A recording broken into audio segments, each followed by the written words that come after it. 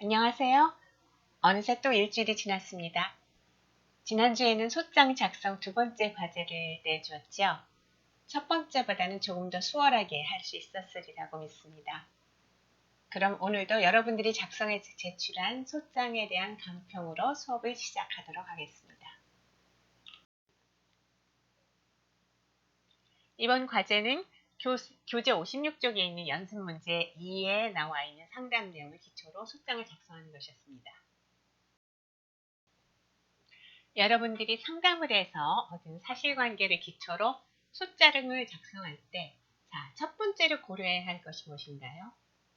그거는 나의 의뢰인이 원하는 결과를 얻으려면 과연 어떤 권리를 행사하여야 하는가, 이걸 정해야 되는 겁니다. 이 사례의 경우에는 이정수는 건물이 꼭 필요해서 매수하기를 원한다고 했습니다. 그러니까 소송을 통해서 행사되는 기본적인 권리는 원고가 매수인으로서 매매계약의 상대방 당사자인 매도인에 대해서 보유하고 있는 이 매매계약상의 이행청구권인 거죠. 그러니까 청구원인에는 이러한 이행청구권이 발생하는 데 필요한 요건 사실이 기재되어야 할 것입니다. 그리고 이 이행청구권 행사에서 얻어지는 법률 효과는 결국 건물의 소유권이 내게로 이전되는 거죠. 그러니까 청구 취지에는 그 결과가 나타나야 될 것입니다. 자, 그럼 이제 구체적으로 보도록 하겠습니다. 민법 563조에 따르면 매매는 당사자 일방이 지상권을 상대방에게 이전할 것을 약정하고 상대방이 그 대금을 지급할 것을 약정함으로 효력이 생긴다라고 하고 있습니다. 그러니까 매매라는 것은 결국 매도인은 뭘 넘겨줘야 돼요? 재산권을 이전해줘야 됩니다. 여기서 이제 재산권이라 하면 매매의 목적이 되는 권리가 소유권에 한정하지 않고 채권, 지적 재산권 같은 것도 포괄하기 위해서 이제 재산권이라는 용어를 썼던 것이고요. 관련 대상이 사실 동산이나 부동산 같은 유체물과 관련된 거라면 거기서 말하는 재산권은 주로 소유권이겠죠. 그러니까 부동산의 매매의 경우에 매매의 목적이 되는 권리랑 결국 부동산 소유권일 겁니다. 그래서 이제 568조에 따라 매도인은 매수인에게 결국 그 목적 부동산의 소유권을 이전해야 되는 거죠. 그러니까 매매계약의 이행청구권을 매수인이 갖는다 그러면 매수인이 갖는 이행청구권의 구체적인 내용은 부동산 소유권 이전 청구권일 거고요. 상대방은 대금 지급 청구권인 거죠. 방금 살펴본 민법 568조에 따라서 매매계약이 체결됨과 동시에 매수인은 매도인에 대하여 그 부동산에 대한 완전한 소유권을 넘겨라 하는 완전한 소유권 이전 청구권을 보유하고요. 매도인은 매매계약 체결과 동시에 매도인에게 매매대금 지급 청구권을 보유합니다. 매수인이 보유하는 이 완전한 소유권 이전 청구권, 이거는 매수인이 자기의 의무를 이행했느냐 여부하고는 상관이 없습니다. 마찬가지로 매도인도 마찬가지죠. 다만 이 각자가 보유하는 권리는 서로 동시행 관계에 있어서 상대방이 이행을 안 하면 나의 이행도 거절할 수 있을 뿐입니다. 자, 그럼 이제 일단 매수인에게는 매도인을 향하여 완전한 소유권 이전 청구권을 갖는다고 했는데요. 이 완전한 소유권 이전 청구권이라는 권리의 내용은 구체적으로 뭘까요? 매수인에게 완전한 소유권을 이전하라는 의미는 매수인이 소유자로서의 권능을 누리는 데 필요한 모든 조치를 다 해주라는 것입니다. 자, 그런데 부동산의 경우 등기는 소유권 이전의 공시 방법이죠. 따라서 소유권 이전 청구권은 소유권 이전 등기 청구권을 포함하는 개념입니다. 그러니까 소송을 거치지 않고 만약에 매매대금 지급 청구하려면 이전 등기에 필요한 서류를 매도인은 매수인에게 모두 교부하여야 하는 것이죠. 그럼 이것만 다 되겠습니까? 그건 아니죠. 민법 211조를 보시면 소유자는 법률의 범위 내에서 그 소유물을 사용수익 처분할 권리가 있다라고 하고 있습니다. 그러니까 그 소유물을 사용수익 처분하는데 부족함이 없도록 해줄 의무가 또 있는 거죠. 그런데 사용수익 하려면 당연히 점유를 할 수 있어야 되지 않겠습니까? 그러니까 당연히 부동산의 점유도 넘겨주는 것이 맞습니다. 결론적으로 이 사건 부동산 매매에서 매수인이 매도인에게 보유하는 완전한 소유권 이전 청구권은 소유권 이전 등기 청구권하고 인도 청구권으로 구성이 됩니다. 그러니까 소유권 이전 등기 청구권과 인도 청구권을 합친 완전한 소유권 이전 청구권하고 매도인의 대금 지급 청구권이 동시행 관계에 있다고 보시면 됩니다. 자, 그럼 이 사건에서 상환 이행 판결이 나오면 매수인은 결국 잔금도 지급해야 되는 거니까 그렇다 그러면 이와 동시이행 관계에 있는 모든 의무는 다 이행하라고 청구해야 하는 거 아닐까요? 즉 매도인에게 소유권 이전 등기 청구 플러스 인도 청구까지 구해야 하는 거 아닙니까? 물론 그렇게 해도 틀리는 거 아닙니다. 예, 그렇게 해도 상관은 없습니다. 그런데 이 사건의 경우에는 매도인은 어차피 이 건물을 팔려고 매물로 내놓은 부동산이므로 실제로 소유 명의를 넘겨주면서 명도를 안 할 가능성은 별로 없지요. 그러니까 이 사건이 소송까지 가게 된 이유는 매도인이 다른 곳에 더 비싸게 팔아서 그쪽 계약을 이행하기 위해서 이쪽 계약의 이행을 거부하고 있기 때문에 벌어진 일 아닙니까? 따라서 재판을 통해서 이 계약이 유효하고 그래서 그에 따라 등기를 넘겨야만 하는 상황이면 매도인이 명도를 거부할 가능성은 사실 별로 없습니다. 그리고 혹시 소유 명의를 넘겨와서 원고가 소유권을 취득한 이후에 여전히 매도인이 그러니까 인도를 안 하고 버틴다 그러면 어차피 그 상황에서는 매수인이 이제 소유자니까 매도인의 지위는 불법 점유가 돼버립니다. 그러니까 불법 점유를 이유로 매도인 쫓아내고 손해배상 청구까지 할 수 있거든요. 그래서 사실 그렇게 발생할 가능성이 별로 없습니다. 그런데 발생 가능성이 별로 없는 경우까지 포함시켜서 굳이 소송을 수행함에 있어서 전선을 넓히고 나면 소송 수행이 사실 좀 피곤해지고 복잡해지고 그렇기 때문에 이 건과 같이 소유 명의만 넘겨오면 충분히 목적을 달성할 수 있다라고 하면은 굳이 발생 가능성이 없는 경우까지 포함해서 전선을 넓히는 것보다는 그 소유 명의만 넘겨오는 곳으로 전선을 좁혀서 소송을 수행하는 것이 바람직합니다. 원고가 소유권 이전 등기 절차를 이행하라는 소송을 하려면 매매계약이 유효하게 성립하였었어야 합니다. 그런데 이 건의 경우 지금 상대방이 계약이 해제되었다고 주장하고 있죠. 자, 이 부분을 소장에 써야 할까요? 안 써도 될까요? 계약은 어떻게 성립합니까? 당사자 간에 합의가 있으면 성립이 되죠.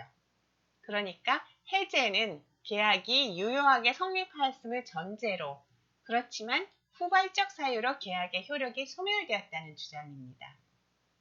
즉, 계약 성립과 동시에 발생한 권리가 후발적으로 소멸하였다는 얘기니까 요거는 항변 사유에 해당하죠. 상대방이 주장하고 입증해야 할 사안입니다. 그렇기 때문에 굳이 원고가 소장에서 이거 얘기할 필요 없어요. 그냥 무시하고 매매 계약에 따라서 소유권 이전 등기 절차를 이행하라 라고만 주장하면 됩니다. 다만 상대방이 이걸 항변 사유로 주장할 것이 뻔히 예상되는 상황이라면 아예 소장에서 그에 대한 반격까지 포함시켜서 상대방의 항변권 행사를 선제적으로 차단해버리는 것도 꼭 나쁜 방법은 아닙니다. 그렇기 때문에 해제의 효과가 발생하지 않았다는 점을 소장에 포함시킬 것이냐 아니냐 이 문제는 구체적인 소송 전략에 달려있는 문제일 뿐이고요. 사실 정답은 없습니다. 이 사안에서 여러분들이 소장을 작성하실 때 청구 취지에서 단지 소유권 이전 등기 절차를 이행하라 이렇게만 기재하셨다면 그 경우에는 청구 원인의 요건 사실은 사실 매매 계약이 체결되었다는 걸 기재하시면 됩니다. 왜냐하면 원고의 소유권 이전 등기 청구권이 발생하기 위한 요건 사실은 매매 계약이 체결되었다 요거밖에 없거든요. 매매 대금에 대해서는 굳이 언급할 필요가 없습니다. 다만 실무상으로는 그 소유권 이전 등기 절차를 이행하라라고 청구하는 소송에서 만약에 잔금까지 다 지급했다라고 하면은 피고가 아예 딴소리 못하게 소장에서부터 확실하게 짚어두고 가는 것이 소송을 빨리 끝내는 방법이니까 소장에 매매계약 구체적인 내용과 매매대금 지급 사실 이런 거를 청구인인 사실에 포함시키는 것이 보통입니다. 그러나 이 사건 같은 경우는 얘기가 다르죠. 잔금을 안 줬다고 자백하면서 소유권 이전 등기 절차를 이행하라라고 요구하는 것은 앞뒤가 안 맞죠. 그래서 이 사건의 경우에는 만약에 단순 이행만 구하고자 한다면 청구 원인에서는 그냥 매매계약이 체결되었다. 거기까지만 얘기하고 끝내는 것이 맞습니다. 자, 그러고 나면 원고가 아직 잔금을 지급하지 않았다는 점은 피고가 동시행 항변권을 행사할 때 비로소 재판부에서 고려할 수 있는 상황이거든요. 피고가 아무 얘기 안 하면 그냥 다 지급한 것으로 간주되어서 그냥 인용 판결이 나올 것이고요. 피고가 동시행 항변권을 행사하면은 판결은 상환이행 판결로 나겠죠. 동시행 항변권과 관련해서는 이 항변권은 행사하기만 하면 되고 입증은 필요가 없습니다. 즉 상대방은 내가 아직 잔금을 지급하지 않았다라고 주장하면서 일단 동시행 항변권의 존재만 주장하면 됩니다.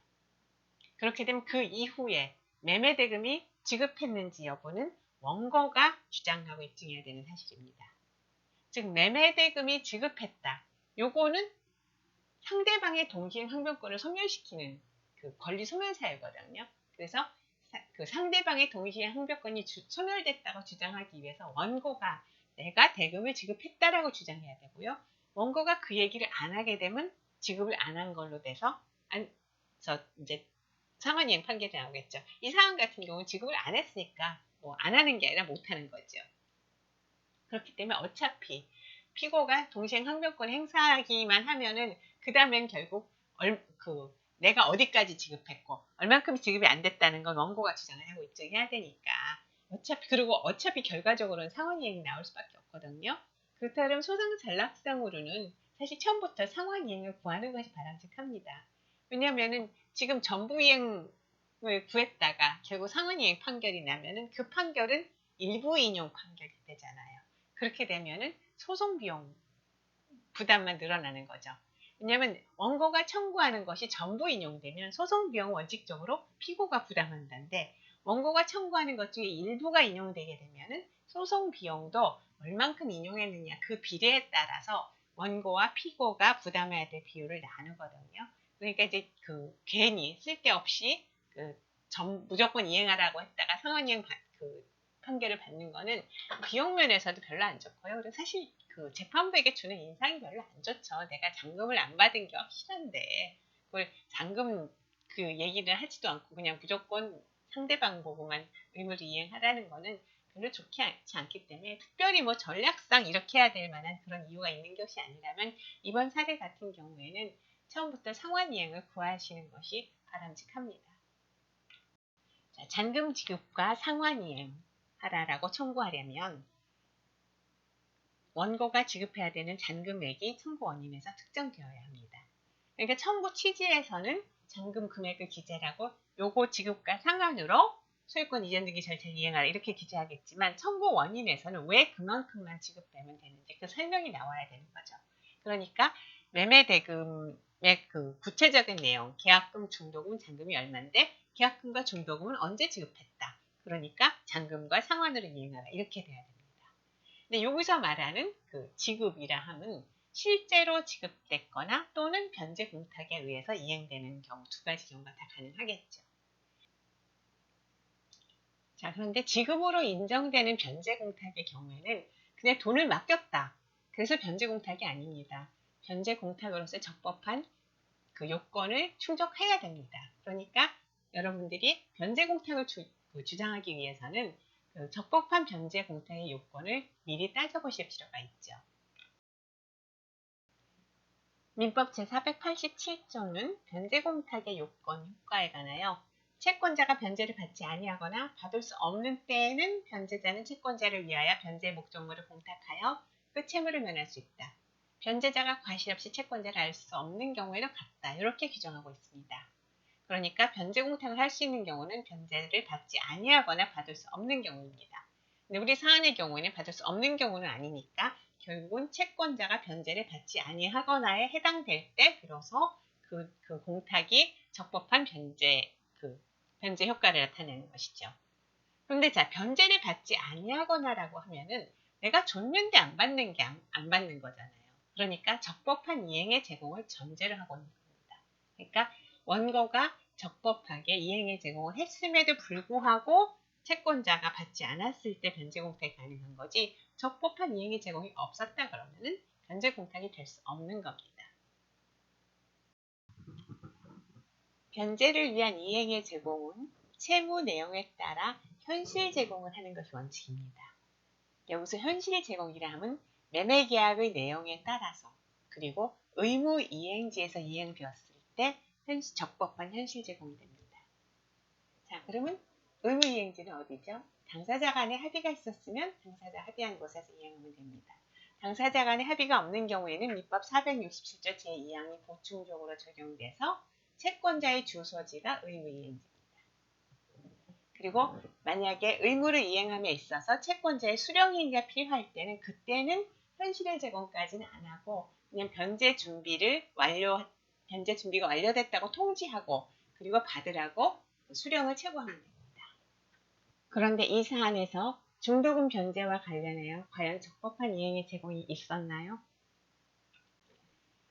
지참채무에서 현실의 제공이 있었다고 하려면 어느 정도 해야 하는지를 보여주는 고등법원 판결이 하나 있어서 제가 여기 인용해 보았습니다.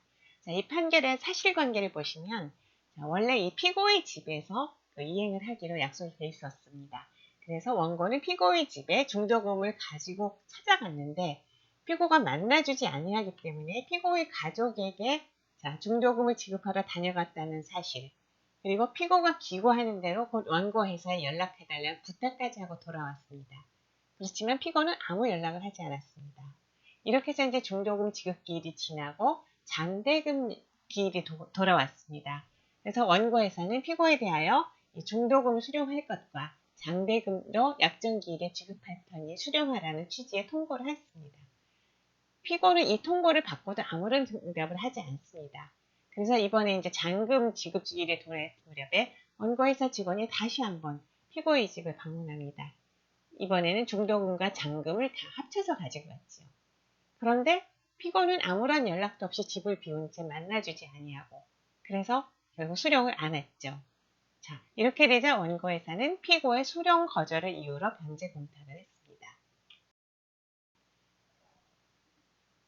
원고의 이러한 변제 공탁에 대해서 피고는 나는 만난 적이 없으니까 나에게 적법한 이행의 제공을 한 적이 없다. 그래서 변제 공탁이 무효라고 주장을 했지요. 이러한 원고의 주장에 대해서 법원은 채무자인 원고로서는 위와 같이 변제의 준비를 하고 약정된 날짜에 피고의 주소지를 방문하였던 이상 특단의 사정이 없는 한 이로써 현실의 제공을 한 것이라고 보아야 할 것이며 약정된 날짜, 장소에 불참한 피고를 기다려서까지 이를 지급해야 할 의무가 있다고는 보여지지 않는다라고 해서 원고의 손을 들어줬습니다. 정리하면 변제공탁은 채무자가 적법한 이행의 제공을 하였음에도 불구하고 채권자로부터 거절당한 경우에만 허용되는 것이 원칙입니다. 그리고 여기서 말하는 적법한 이행의 제공으로 인정받는 현실의 제공이란 채권자를 직접 만나 이행의 제공을 하였음에도 불구하고 채권자가 거절한 경우를 말하는 것입니다. 이 판결의 사례는 비록 채권자를 직접 만나지는 못했지만 약속된 날짜에 약속된 장소에서 채권자를 만나기 위해 방문했음에도 채권자가 협조하지 않아 불발로 그친 경우입니다. 그래서 이 정도라면 채권자의 비협조로 이렇게 된 거니까 여전히 채권자를 직접 만나서 제공한 건 아니지만 현실의 제공으로 볼 수 있다라고 한 것입니다. 자, 그런데 우리 과제의 사안에서 원고는 중도금 지급을 위해서 어떤 노력을 했나요? 원고는 중도금 지급기일에 자기 합수표를 지참하고 중개인 사무실에 갔습니다. 그런데 피고는 나타나지 않았고 연락 두절이었죠. 그렇다면 위 판결의 사례에 비춰볼 때 현실의 제공을 하였다고 볼 수 있을까요? 중도금 지급기일은 약정된 날짜가 맞습니다. 그런데 중개인 사무소가 의무이행지 맞습니까? 중개인 사무소가 의무이행제가 되려면 당사자 간의 중도금은 중개인 사무소에서 지급하기로 약속을 했어야 합니다. 그런데 상담 내용에 보면 그런 내용이 전혀 없죠. 자, 그렇다면 그 얘기는 의무이행제에 대해서 서로 합의가 없었다는 얘기죠. 그런 경우에는 어디서 이행을 제공했어야 합니까? 채권자의 주소지죠. 그러니까 원고는 엉뚱한 곳에 가서 기다린 겁니다. 그렇다면은 의무 이행지로 가지 않고 엉뚱한 곳에 가서 기다렸다면 이건 오히려 특정한 사정이 없는 한 적법한 현실의 제공이 있었다고 할 수 없는 겁니다. 그렇다면 우리 사례에서는 적법한 변제 공탁이 아닌가요? 그럼 망한 건가요, 원고는? 다행히 여기에 대한 예외가 있습니다. 다음에 판례를 살펴보도록 합시다. 자, 이 대법원 판결에서 보시면 이 두 번째 단락을 보시면요. 이러한 피고의 태도를 볼 때 원고가 설사 이 사건 피담보 채무 이행을 제공을 하였다 하더라도 그 수령을 거절하였을 것이 명백하다고 보여지므로 이러한 경우에는 채무자는 이행을 제공을 하지 않고 바로 유효하게 공탁할 수 있다고 해석함이 상당하다라고 판시하고 있습니다.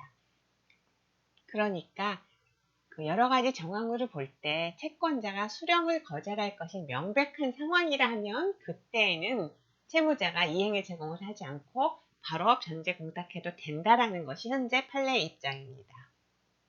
자, 이런 경우라면 현실의 제공이 무의미한데 채무자에게 굳이 무의미한 걸 요구할 필요는 없다는 일종의 그 형평성의 원칙에 기한 결론이라고 보여집니다. 그러니까 적어도 수령 거절이 명백하다고 하려면 누가 보더라도 이 정도면 현실의 이행이 제공이 있느냐 여부가 결과에 영향을 미치지 않을 것이라고 인정되는 정도가 되어야 하는 것입니다. 이 사건의 경우 원고는 피고에게 채무를 부담하고 있었고 그 채무를 담보하기 위해 원고 명의의 부동산에 피고 명의의 가등기가 격려되어 있었습니다. 그런데 피고가 담보권을 실행해서 가등기 부동산의 소유권을 취득했다고 주장하고 있다면 이는 결국 피고는 대물 변제로 원고의 피담보 채무 변제가 완료되었다고 우기고 있는 상황입니다. 이런 상황이면 원고가 피담보 채무 변제하겠다고 가져온 돈을 받을 리가 없죠. 이거는 보나마나 부동산 가격이 피담보 채무를 초과하니까 부동산 그냥 뺏고 끝내려고 본등이 한 것인데 거기다가 지금 피담보 채무 상당액만 주고서 돌려달라 그러면 그거 돌려주겠냐고요. 그러니까 돈을 받으면 담보권 실행으로 소유권 취득했다는 주장을 정면으로 부인하는 셈이 되거든요. 그러니까 법원에서도 이 정도 상황이라면 이거는 채무자가 아무리 제대로 그 변제 제공을 하더라도 수령을 거절했을 것이 명백할 것이라고 인정을 한 것입니다. 이 사례에서는 원래 기업자 측이 원고로부터 협의 매수를 하기 위해서 가격을 제시하고 협상을 했지만 원고가 기업자 측이 제시한 가격의 4배를 요구했던 거죠.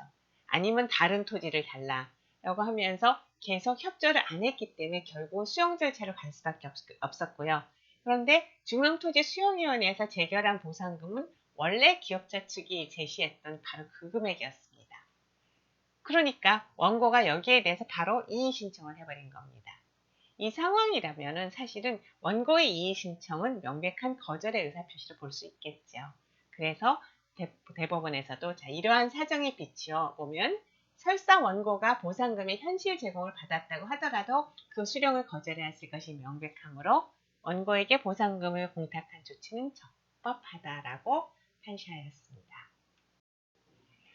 정리를 하면 일단은 채무자가 현실 제공 후 채권자로부터 거절당했을 때 변제 공탁을 하는 것이 원칙입니다. 하지만 적어도 채권자가 수령을 거절할 것이 명백한 상황이라면 채무자는 현실의 제공을 생략하고 바로 변제 공탁하는 것이 허용됩니다. 하지만 수령의 거절이 명백한 상황이라고 하려면 이거는 누가 보더라도 이 정도면 채무자가 이행을 위해 현실의 제공을 하든 안 하든 그게 결과에 영향을 미치지 않을 것이라고 인정되는 상황이어야 하는 것입니다.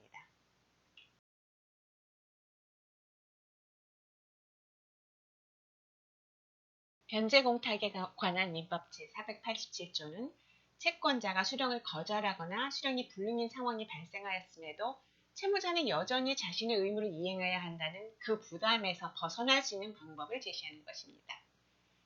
그런데 민법에는 이와 같이 채권자 수령 거절이나 수령 불능이라는 상황이 발생했을 때 법률효과에 관하여 규정하고 있는 조항이 하나 더 있습니다. 바로 채권자 지체에 관하여 규정하고 있는 민법 400조가 바로 그것입니다. 이 487조와 400조 두 조항 모두 채권자의 수령 거절 내지는 수령 불능이라는 상황하에 적용되는 조항들이기 때문에 그 구체적인 내용에 대해서 이번 기회에 살펴보도록 하겠습니다. 변제 공탁을 규정한 민법 487조와 채권자 지체를 규정한 민법 400조는 방금 말씀드린 것처럼 채권자의 수령 거절 또는 수령 불능이라는 동일한 상황에서 발생하는 서로 다른 측면의 법률 관계에 대해서 규정하고 있는 것입니다. 우선 채권자가 수령을 거절하거나 또는 수령이 불능이라는 상황이 발생했을 때 그 상황에서 채무자가 아무것도 안 하고 가만히 있으면 어떻게 됩니까? 채무자는 여전히 그 채무를 이행하여야 하는 부담을 계속 집니다. 다만 원래 번제기가 지나면 채무자는 이행지체 책임도 져야 하지요. 그런데 최소한 채권자의 수령 거절 또는 수령 불능이라는 상황이 발생하면 민법 400조에 따라서 이행지체 책임만큼은 채권자에게로 전환되는 겁니다. 그래서 적어도 이 시점부터는 채무자는 자기 채무를 이행하지 않고 가만히 있어도 지체 책임은 부담하지 않습니다. 그렇지만 채무자는 여전히 채무에 묶여있는 상태입니다. 한편 제487조는 바로 이런 상황, 채권자의 수령 거절 또는 수령 불능이 발생했음에도 불구하고 채무자가 여전히 채무 이행이라는 그 부담에 묶여있는 상태에서 과연 채무자가 채권자의 협조 없이 이 채무 이행을 해야 된다는 부담에서 벗어나고자 한다면 어떻게 할 것인가? 그 방법을 규정하고 있는 것입니다. 즉 이런 경우에는 채무자가 자신의 의무에서 벗어나는 방법으로 변제공탁이라는 수단을 만들어주고 있는 것입니다. 자, 이걸 다시 한번 정리하면요. 채권자의 수령 거절 또는 수령 불능이라는 상황이 발생했다.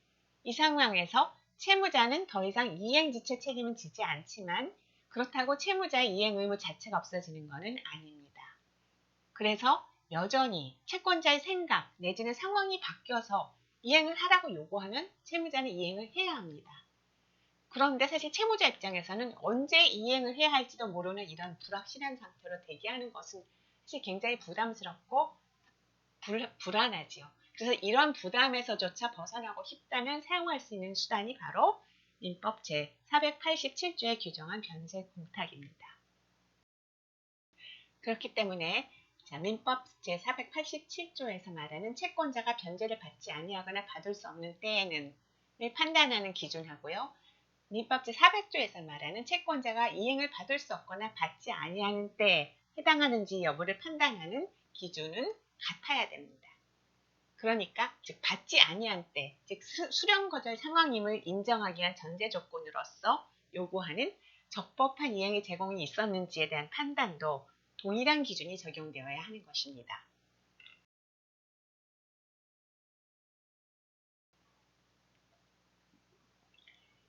이 대법원 판결에서 보시면 채권자 지체가 성립하기 위한 요건에 관련해서 민법 제400조 소정의 채권자 지체가 성립하기 위해서는 민법 제460조 소정의 채무자의 변제 제공이 있어야 하고 변제 제공은 원칙적으로 현실 제공으로 하여야 하며 다만 채권자가 미리 변제받기를 거절하거나 채무자의 이행에 채권자의 행위를 요하는 경우에는 구두의 제공을 하더라도 무방하고 채권자가 변제를 받지 아니할 의사가 확고한 경우 이른바 채권자의 영구적 불수령에는 구두의 제공을 한다는 것조차 무의미하므로 그러한 경우에는 구두의 제공조차 필요 없다라고 규정하고 있습니다.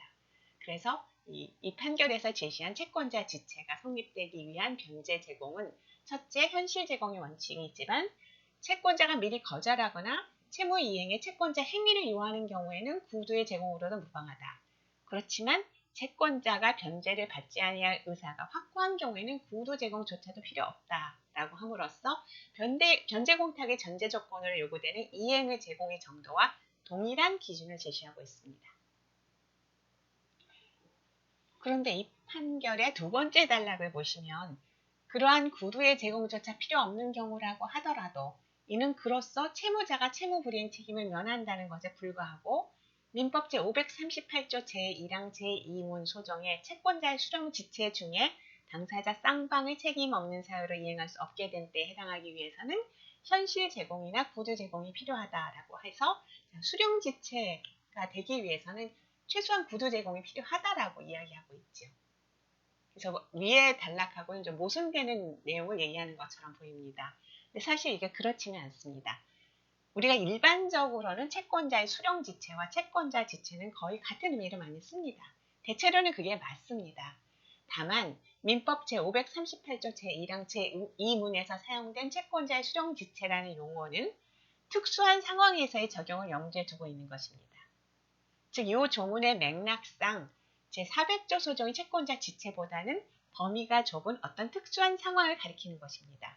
그래서 이런 상황에서는 변제받지 않은 의사가 확고해서 구두의 제공조차 필요 없는 경우를 하더라도 여전히 구두 제공이 있어야 이 조문에서 말하는 그 채권자의 수령지체 상황이 될 수 있다는 해석이 내려진 것입니다. 그러니까 언뜻 보기에는 앞의 문단의 해석과 충돌되는 것 같지만 그렇지 않은 것입니다.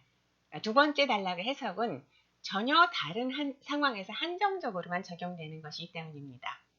그 의미를 정확하게 이해하기 위해서 일단 제538조 제1항 제2문의 구체적인 문구를 살펴보도록 하겠습니다.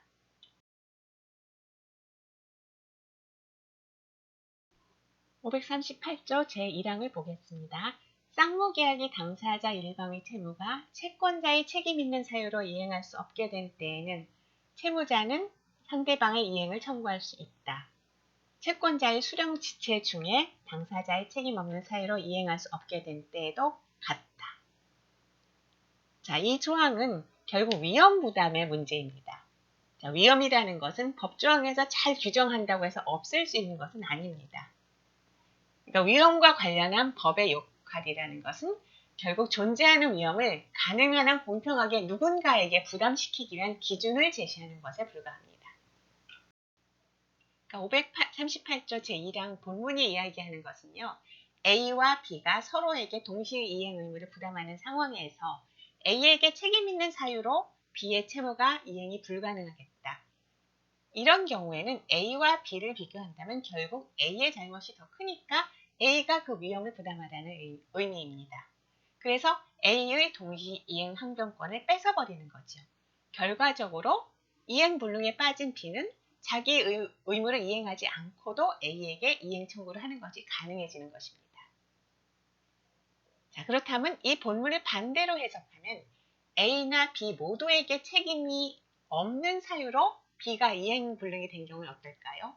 이 경우에는 A나 B 아무도 잘못한 것이 없으니까 그냥 끝내는 것이 맞죠. 서로 각자 그냥 위험 부담하고 끝내는 것이 맞죠. 그런데 만일 서로에게 책임 없는 사유로 B의 채무가 이행 불능이 된 것은 맞지만 자, 이런 일이 A의 수령 지체 중에 발생한 것이라면 어떻겠습니까? 이 경우에는 자, 만일 A의 수령 지체가 없었더라면 진즉 서로 동시행하고 끝났을 거 아닌가요? 그러니까 A의 수령 지체 중에 서로에게 책임이 없는 사유로 B의 이행불능 사태가 발생한 것이라면 사실은 그 위험은 A가 부담하는 것이 공평하다고 본 것입니다. 그래서 단서를 두어 채권자의 수령 지체 중에 당사자의 책임 없는 사유로 이행할 수 없게 된 때에도 같다라고 규정하게 된 것이지요. 그렇기 때문에 A가 수령 지체하고 있는 중에 서로에게 책임이 없는 사유로 B의 채무가 이행불능이 되었다 하더라도 B는 여전히 A의 이행을 청구할 수 있다는 결론에 도달하게 됩니다.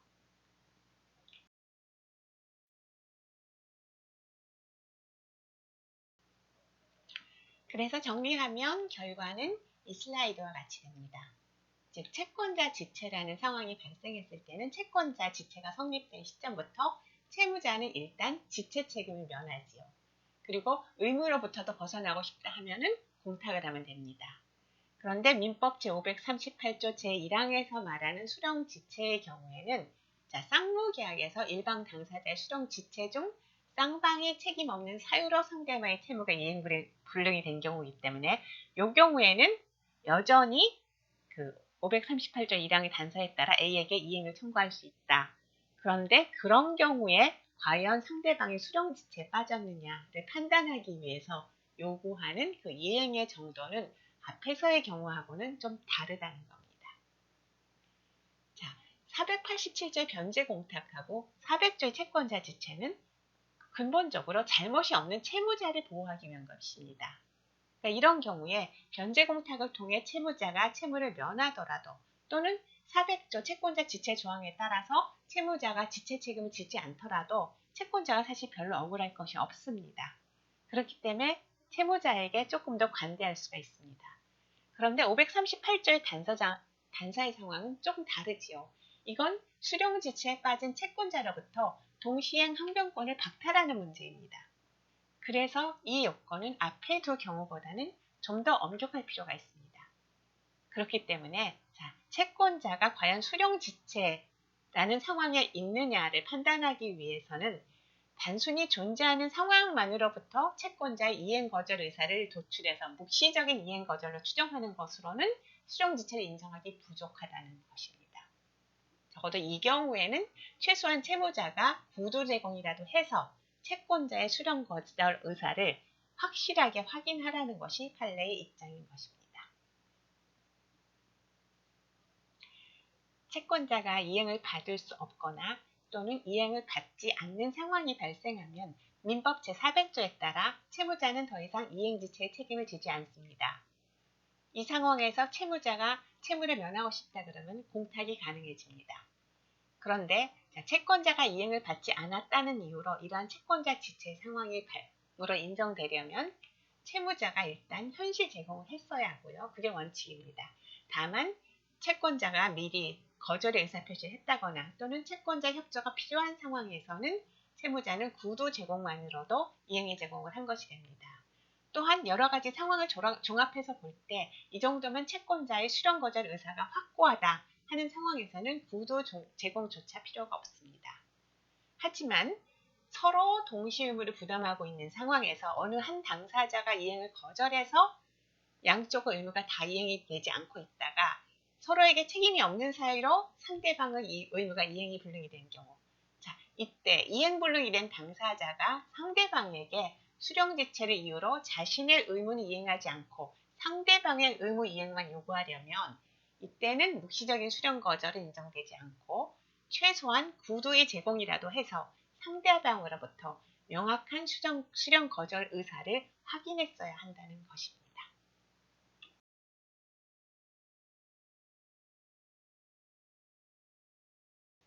지금까지 얘기한 내용을 종합하면 원고가 상환이행 판결을 구하기 위해 청구 원인을 기재하여야 하는 요건 사실은 이 슬라이드에서 보는 바와 같습니다. 우선 기본적으로 소유권 이전 등기 절차를 이행하라라는 그 청구권이 발생하려면 매매계약이 체결되어야 하겠지요. 매매계약 체결에 대해서 기재하시고요. 여기서 당사자, 날짜, 목적물을 특정하시고 이행 조건을 특정해 주셔야 할 것입니다. 원고는 잔금과 상환이행 청구를 하는 것이니까 계약금 지급과 중도금 지급에 관해서는 원고가 주장하고 입증해야 되겠죠.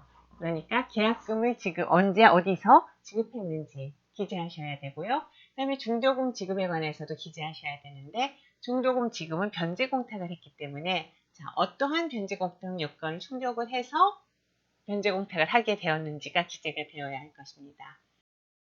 앞에서 살펴본 바와 같이 중개인 사무소로 그 중도금 상당의 자기야 수표를 가지고 갔었다는 것은 현실의 이행에 해당하지 않기 때문에 쓸 필요가 없습니다. 결국 우리가 지금 중도금 변제 공탁을 주장하기 위해서는 이 슬라이드에서 보는 그 빨간 글씨 부분, 그렇죠? 원고가 이행을 제공을 하였더라도 수령을 거절해야 할 것이 명백한 상황의 존재를 들어서 이제 변제 공탁 요건을 충족했다고 얘기를 해야 되겠죠. 그렇다면 우리 사례에서 수령 거절 의사를 추정할 수 있을 만한 사실관계는 무엇이 있겠습니까? 여러분들은 요거를 찾아서 써주고 그렇기 때문에 변제 공탁을 했다라고 주장해야 되는 것입니다. 마지막으로 피고의 계약 해제 통지와 관련해서는 계약이 해제되어 효력을 상실하였다는 점은 피고가 주장 입증하여야 하는 항변 사유이기 때문에 굳이 소장을 쓸 필요는 없습니다. 다만 소송 전략상 그 계약이 해제되었다는 피고의 항변을 선제적으로 차단하는 것이 바람직하다고 생각된다면 소장의 기재에도 무방합니다.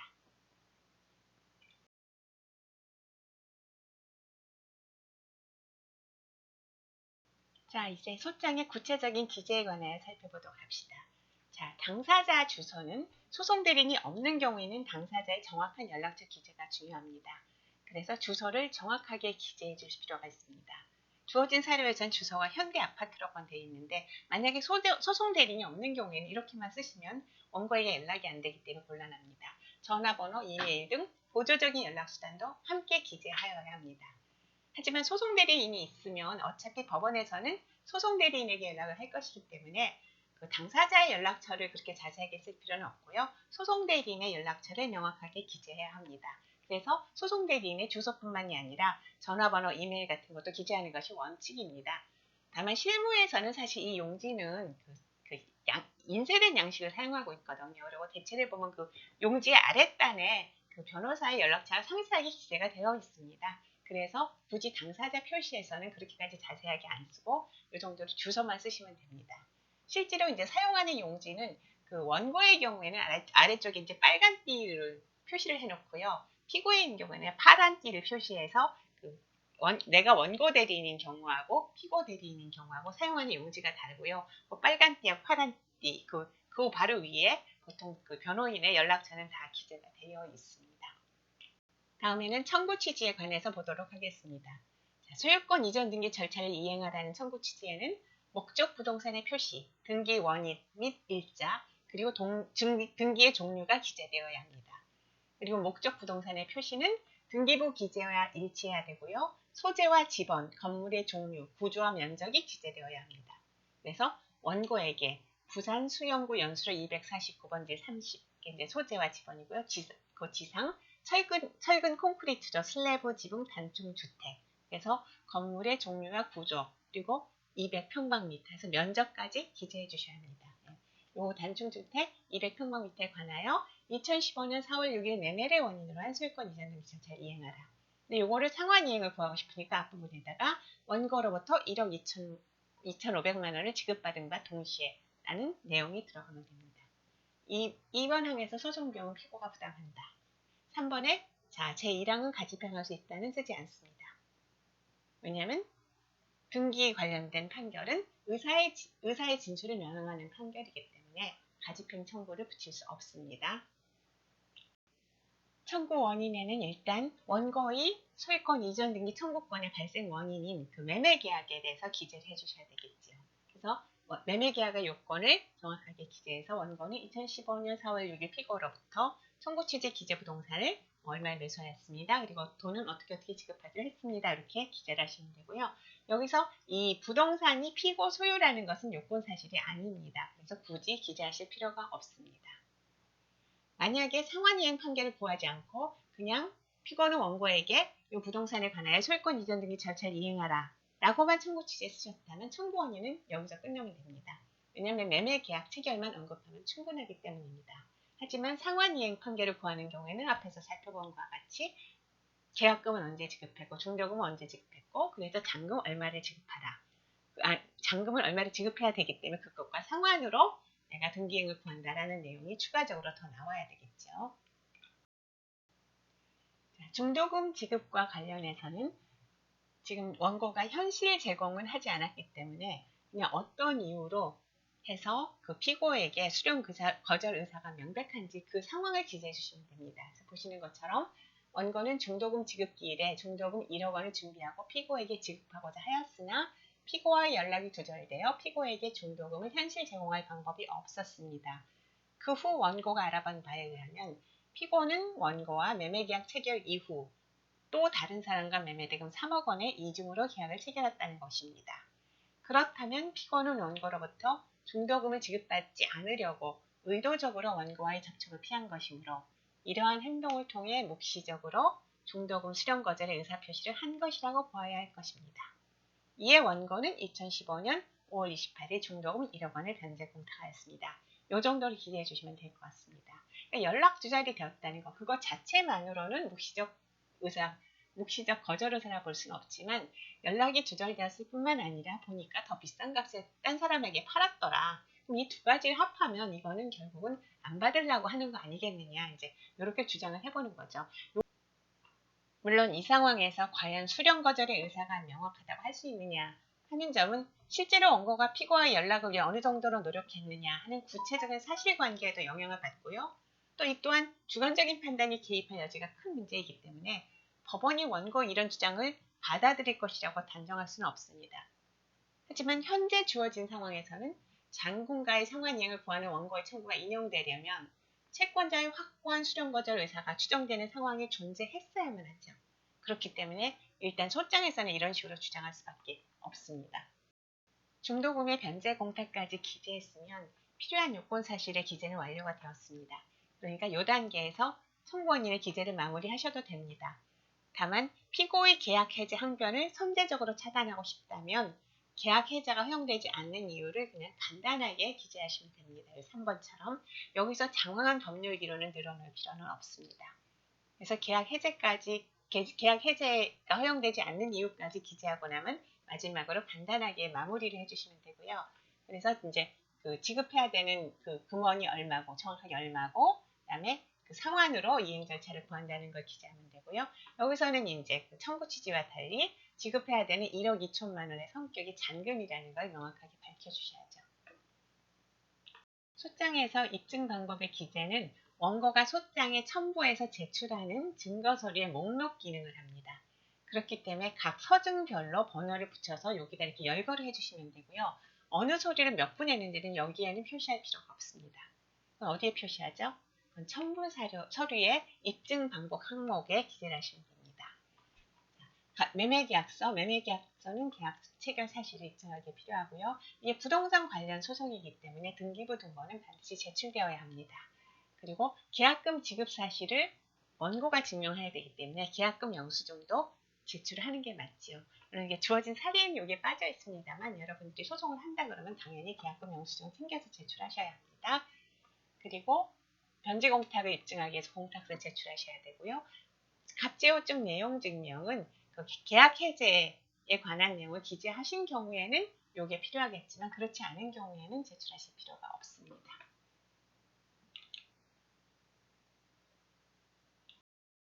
첨부서류라는 제목의 기재하에는 원고가 소장에 첨부해서 제출하는 서류가 그 서류가 뭐가 있으며 각각 몇 통씩 제출하는지가 여기에 기재되어야 합니다. 여기서 말하는 제1항의 위 입증 방법은 앞에서 살펴본 갑제 1호증에서 5호증까지를 몇 세트 제출하는지 그거를 기재하는 겁니다. 자, 두 통인 이유는 왜 그러죠? 피고가 한 명이기 때문에 한 통은 그 법원에서 보관해야 되고 한 통은 피고에게 보내야 되니까 그리고 피고수 플러스 1 해서 두 통이 되는 겁니다. 영수필 확인서면 영수필 통지서는 인지를 납입했다는 증거고요.